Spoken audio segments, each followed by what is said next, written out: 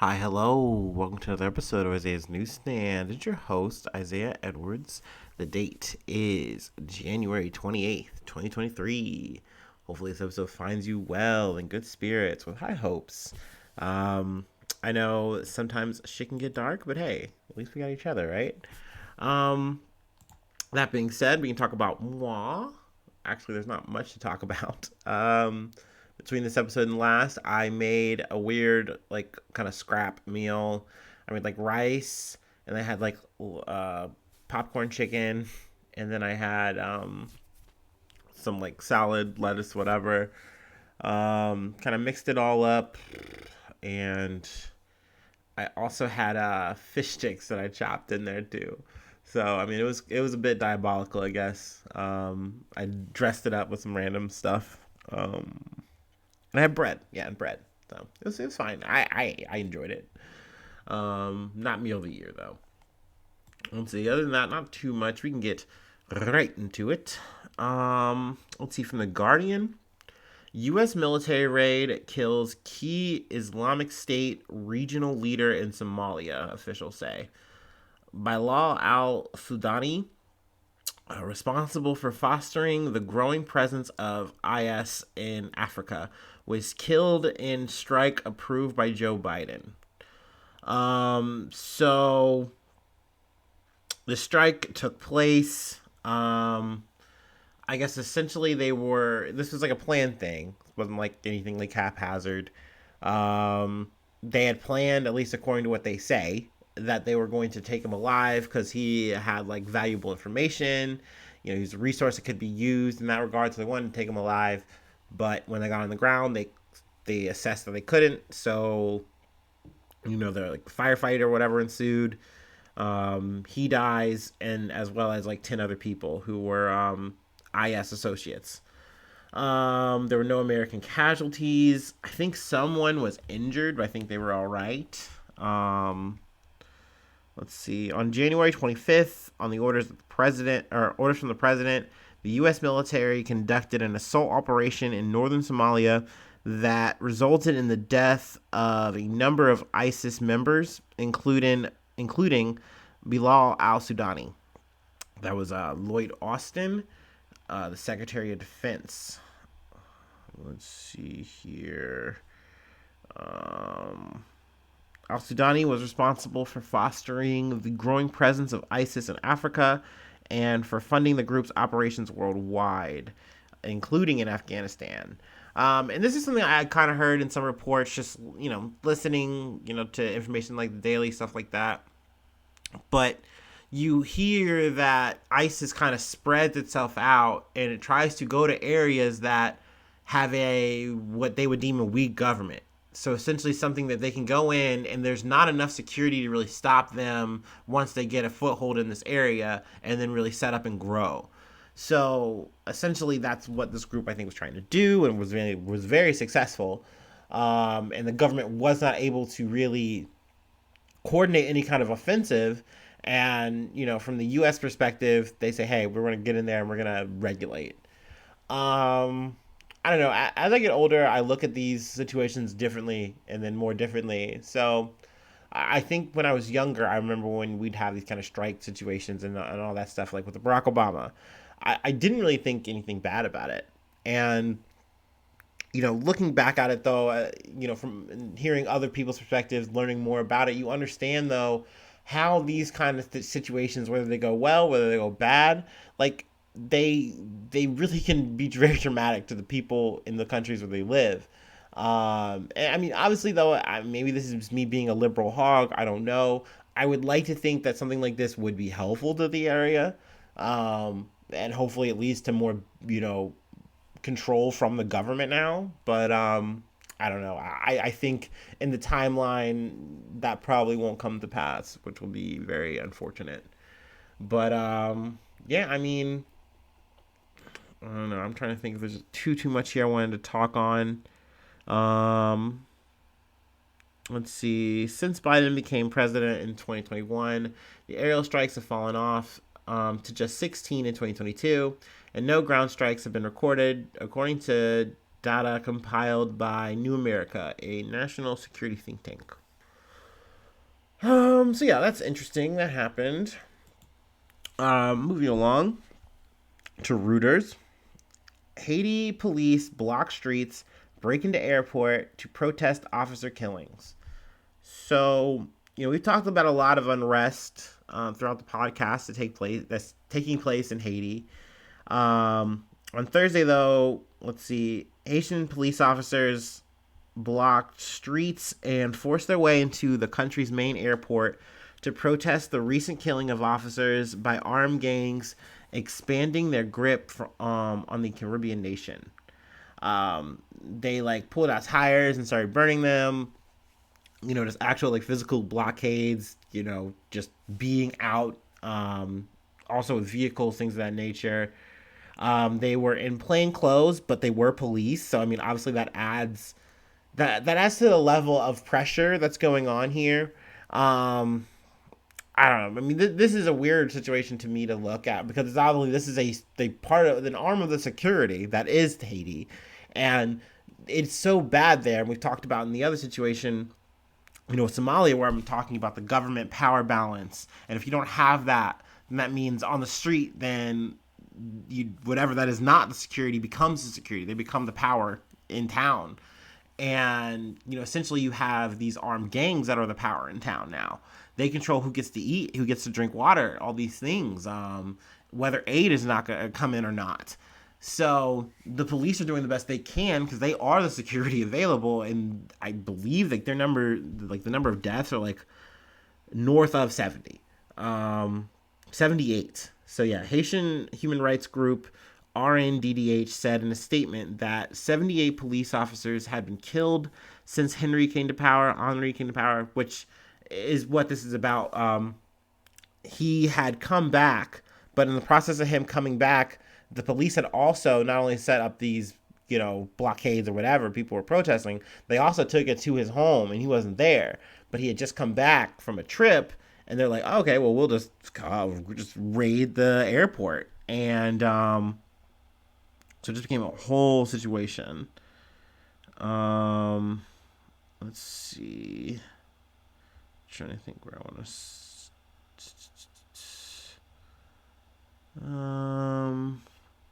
Talking about police, condolences, all that from Americans who are involved. What else did I wanted to cover here?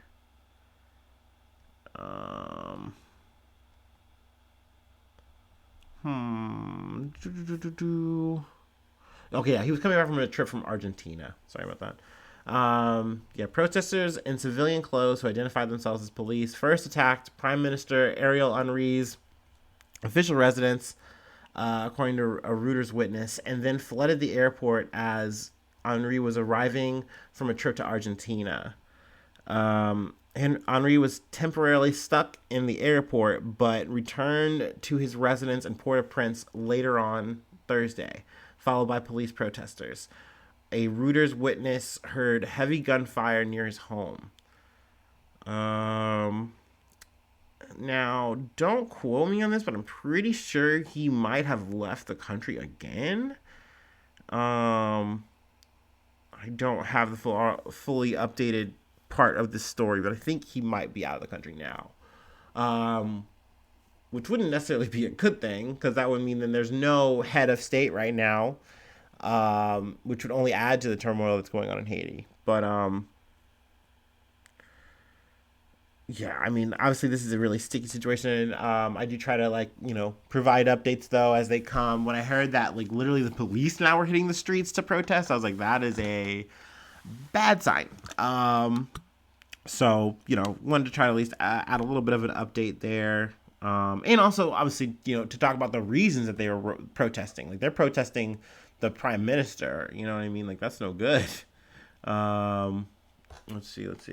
Oh, here we go. So the country's prime minister had ordered all Bahamians, including the diplomatic personnel, to leave Haiti as soon as security conditions permit. Okay, I think that's it. I'm in the weeds a little bit here, so let's move along. Let me have a sip of water.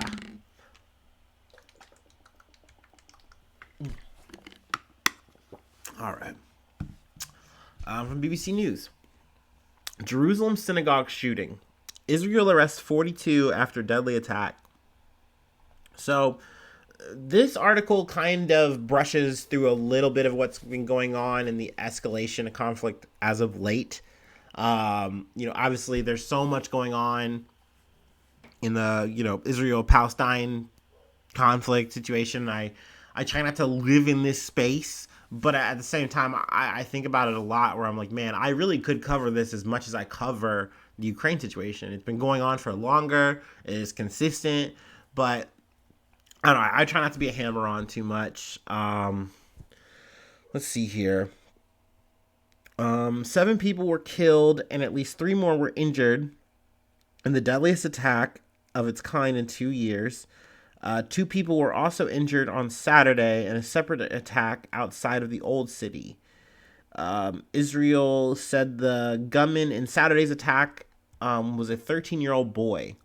So, I mean, it's super sad to, hear, like, people that are this young involved in this kind of situation. I think if you guys know, let's have, longtime listeners of the pod, you guys know my stance on this kind of shit. But at the end of the day, any kind of violence is just, it's never going to be something I want to see. It's never going to be something that it's just a bummer. Let's see. And they kind of go back and forth in between the 2 attacks. Something I did want to... Also, I believe the person in the Friday situation, I believe he was killed. I'm not sure about the 13-year-old. They said the 13-year-old had been neutralized, but they didn't add any further details, which is very unsettling. But it is what that is. Let's see. Tensions have been high since Palestinians, both militants and civilians, were killed during an Israeli military raid in Jenin in the occupied West Bank on Thursday.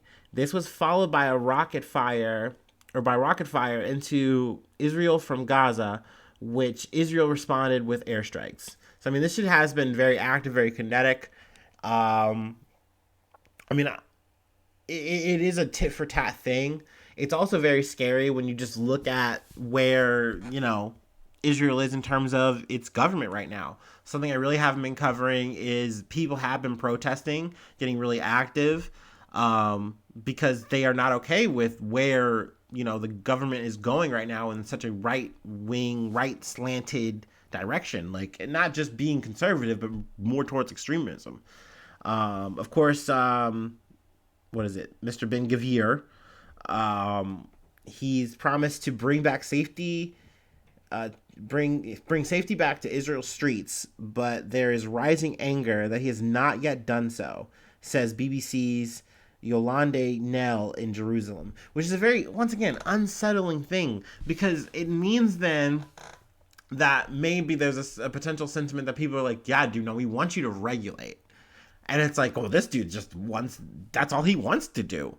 I'm sure this dude would love to commit some atrocities against the Palestinian people to prove a point. And he would just call that, standard operating procedure. I don't, and that's why I don't like the escalation part. You know what I mean? I do believe that in these situations, Hamas has not claimed the situation. Like, they haven't, claimed responsibility, but that really kind of winds up not mattering, because they say, well, these are Palestinian people, Palestinian terrorism. They will go after who they think they need to go after in those situations. That's more or less all I got there. Let's see. Moving back to the States, a little bit of lighter news. Kind of ease up a bit. From the Associated Press. Classified documents at Pence's home to, his lawyer says, sorry. Let's kind of do a quick summarization here. Essentially, Mike Pence, another guy who was like, oh man, it's crazy that Biden's been, getting his shit all messed up with these, documents. You should definitely, make sure that you don't have these things and yada, yada, yada. Well, it turns out he fucked up and he had them too. He had a box that was taped up. It's believed that it wasn't opened or anything like that, but it wasn't in a safe, secure location. Either way, that really doesn't matter. But he has since, had it rectified. He's come out and said, hey, that's a mistake. And he just wants to be transparent. I did mention Joe Biden here.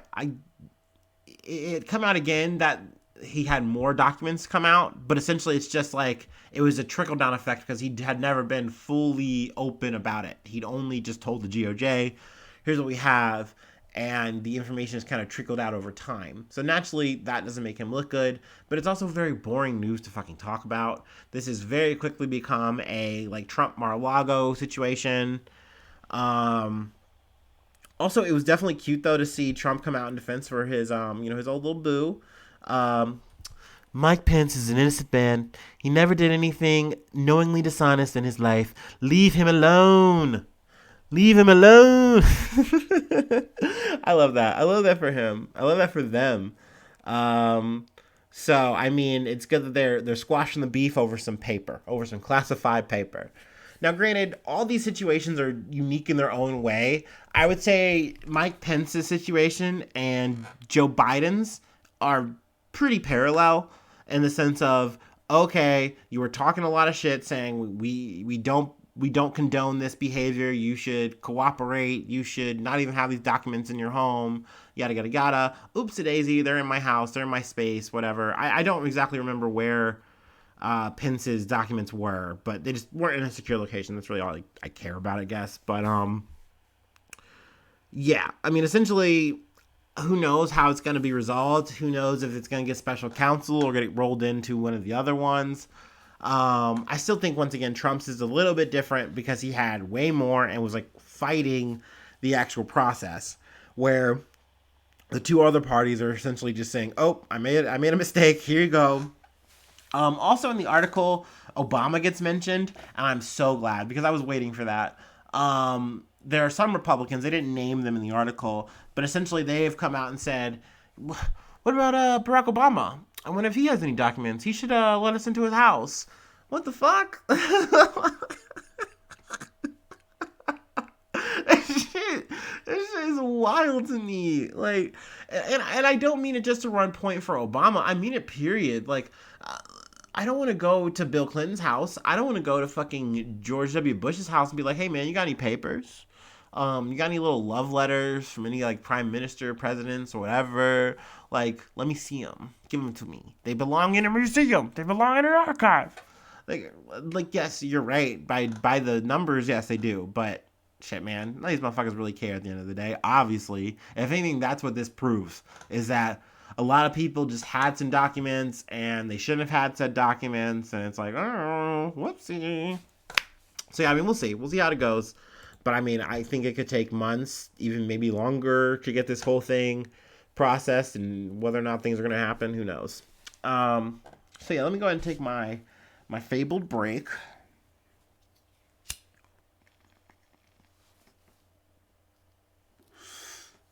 Ooh.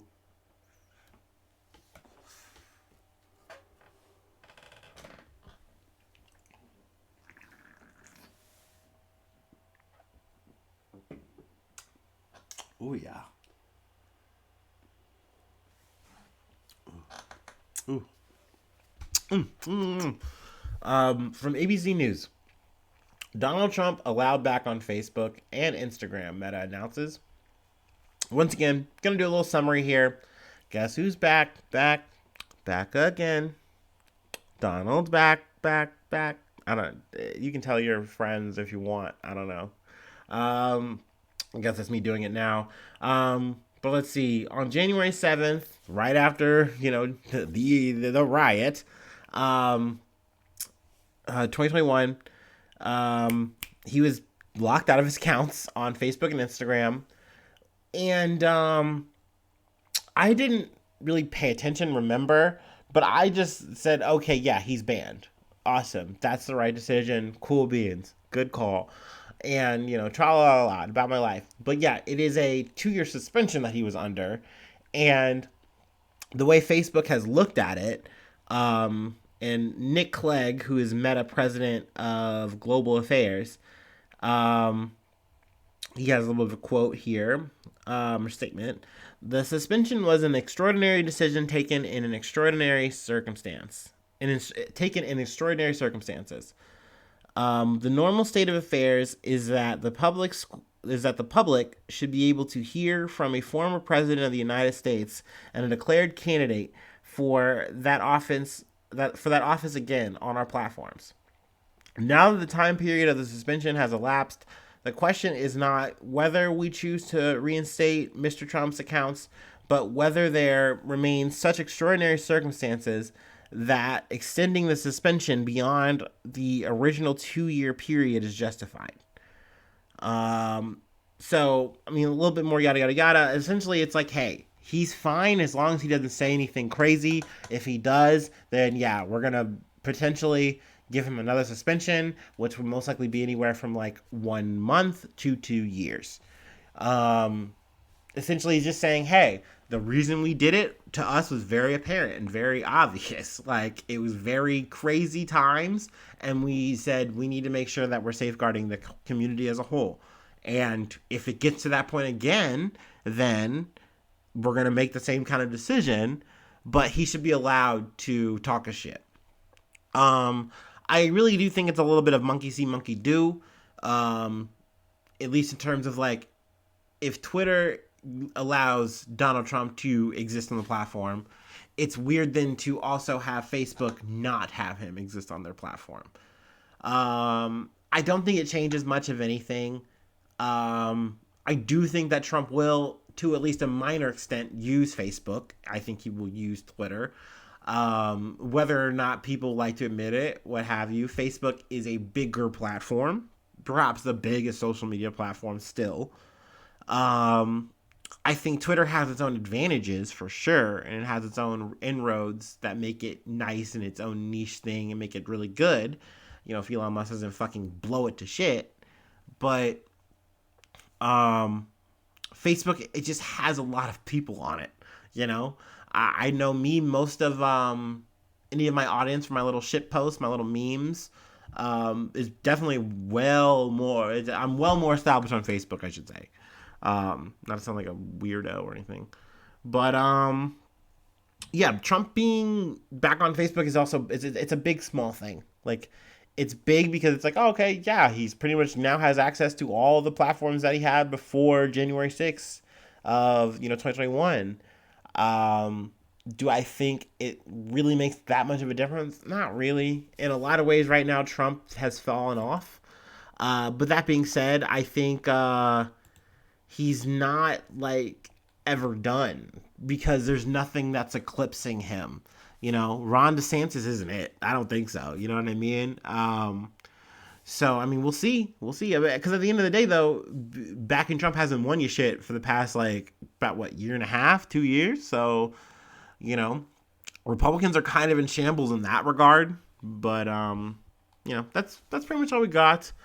Let me hop into shill mode real quick. Patreon.com/Isaiah News. You get bonus content, you get extra episodes, you get Discord access, you get newsy shout outs. That's all available to you. $5. And that $5, goes to the podcast, helps the effort. Hopefully, I would really love to like get just more equipment, better equipment, really improve on shit. But I know time will come, and either way, I always appreciate people listening. That's the best thing you can do. If you also, crazy as it might be, you share it, you like it, you comment, you talk about it with your friends. These are all free ways to help, and I would love that. That's a way to be a newsie for free, I guess. Yeah, for sure. Also, free stuff to hit me up. Like I said, I'm on all the socials. You can catch me on Facebook. You can catch me on Twitter. You can catch me on Tumblr. That'd be crazy to get a Tumblr notification that like actually mattered. But yeah, other than that, free ways to hit me up. IsaiahNews1 at gmail.com. And that's all I got. So hopefully I see you soon for some more good news. I love ya. Bye bye. Mwah.